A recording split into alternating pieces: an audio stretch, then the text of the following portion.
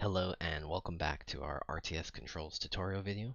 In the previous video, we set up our basic scene that we'll use to interact with, and now we can finally get into the player manager. This is where we left off with our 3 units over here. Just going to adjust this one over here, and we'll actually just minor housekeeping. We'll call this scenes, and we'll just drag our scene data to here. Okay, that's looking good. So create a folder, call it scripts, and in here we will create new C# script and call it player manager. We'll open up the player manager. We don't need start, and I'll just probably write some comments on what we hope to achieve. So we want to detect if mouse is down, create a ray from the camera to our space, shoot that ray or ray cast, and get the hit data, and then finally do something with that data. So for this, if input get mouse button down, and we want 0 for left click because we're selecting, and we'll just put the comments in here. So the first thing we want to make is our ray. So we'll do var cam ray equals camera, and since we only have one camera in the scene, we can do main and then screen point to ray. We do that, so it returns a ray going from the camera through the screen point, and it'll be from our mouse position. So input mouse position, then shoot that ray. So we will get the physics ray cast, and it takes a ray, so cam ray. Whoops, cam ray, and we want to retrieve our hit data, so out hit, and we'll probably just store that as a class variable. Ray hit, ray cast hit, we'll call it hit, so we can get that data. And then finally do something with that data. So for now, we're actually going to just debug log hit transform, and that should be good. We'll get into the scene, and we'll probably just make an empty game object. Create empty, and I guess we'll just call this manager. And we can just throw the player manager on here, and once we play the scene, we should start getting console data. Whoops, don't want to maximize on play.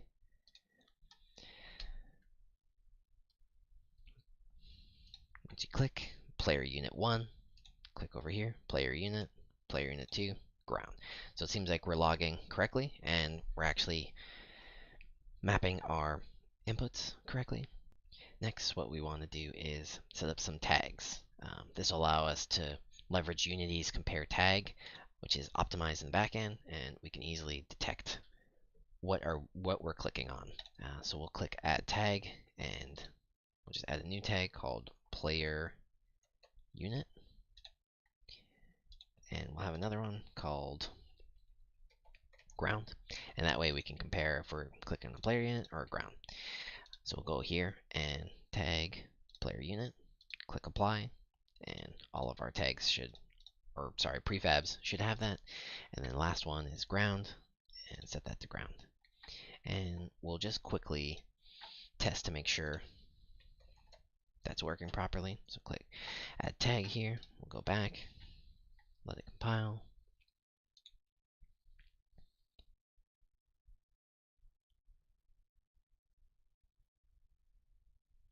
And when we click on this, player unit, ground, player unit.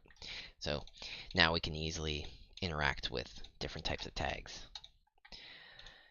So let's go back here, let's comment this out, and we will, if hit transform tag, Actually, I think it's on the transform. Compare tag to player unit. Then we want to select unit, and we'll else if hit transform compare tag is the ground. We want to deselect units in case we're selecting more than one at a time. Now we can start filling up these stubs. So we'll just make a function over here and private void select unit. And we probably want to send in the transform of what we're doing. So transform unit. And with this transform, we can get unit find. And this is going to search through all of the children of this transform or the game object it's attached to. And it's going to find an object with highlight. And we'll get that game object and then set active to true. And that should turn on our highlights that we made in the previous video. So once we click play, compiler error. Forgot a semicolon here.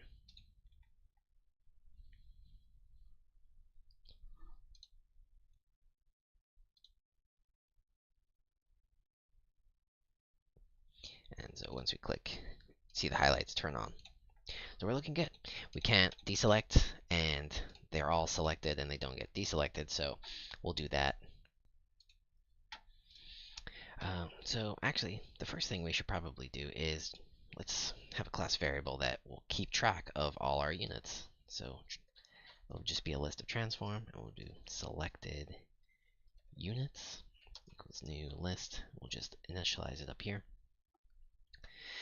And that way we can keep track. And any method in here we'll always know how many selected units there are.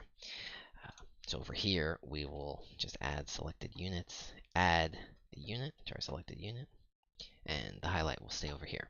So now we can make our deselect units method. We don't need to put in anything over here because we already have the list of selected units, and so now we can just iterate for int I equals 0. I is less than selected units count, and we'll iterate through that. So for each of these, we'll just get selected units, grab the iteration, and essentially do the exact same thing we're doing over here. So I'll just copy and paste that, except we'll set active to false. Now we can quickly see if when we click the ground, it'll clear all our units.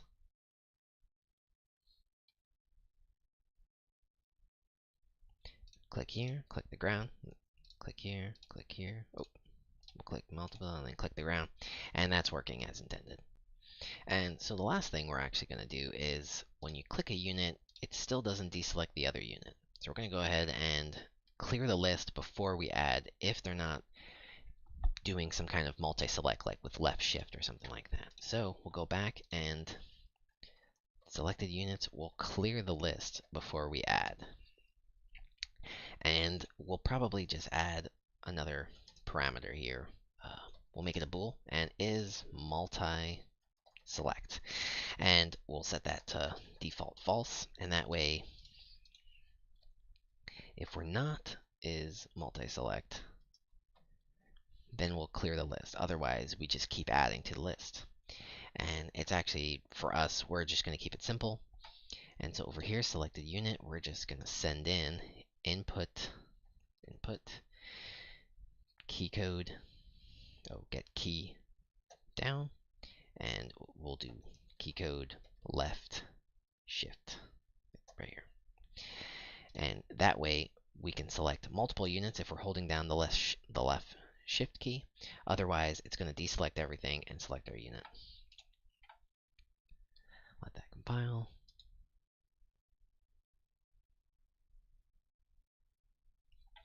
So now when we click the unit, that's working fine. If we click here, this is still like that, and this doesn't get deselected actually. So let's see what's going on. I think I know what we did.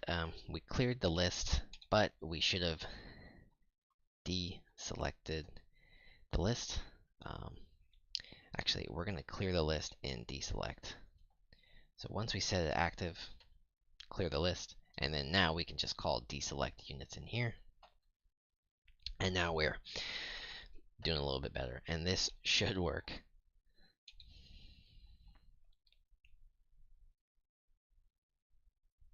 So we click here, that's looking good. Click here, this is deselected. We click the ground, that's deselected. And if we click this and hold shift, click here, that's not working. So let's do a little debugging, and I think it's because of this get key down. So get key down only happens during the frame that the key was pressed, but the user could be holding down the key for a while. So we actually just want get key. And as you can see, returns true while the user holds down the key. And so this, hopefully third time's the charm, and we should have working selection with clicks. So we'll click here, that's working good, and we'll hold shift, click, and all of them are clicked, so that's working. And we click, and deselect is working appropriately. So that's all we have for the basic click actions, and next we're going to show if we want to click to drag and select units.